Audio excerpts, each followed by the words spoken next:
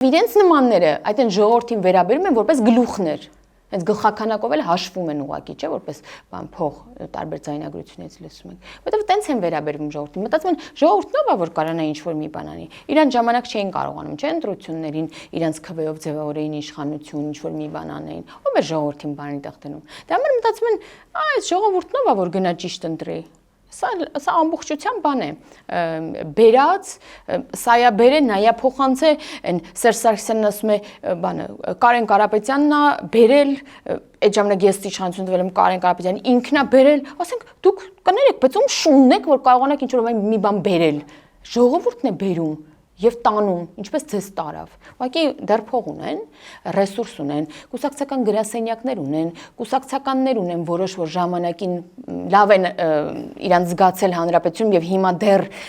պարտավորություն ունեն իրենց ընտրելու, տենց մի քանի բան ունեն, նույն նախկին իշխանությանը նայեք մի հատ, հանրապետականին նայեք, դες տարբեր անուններով բանով եկան այնքանավոր իրենց անունը չհնչի էլի, հանրապետականի դիմաց մարդը չի գնա և ծիճկա դնի,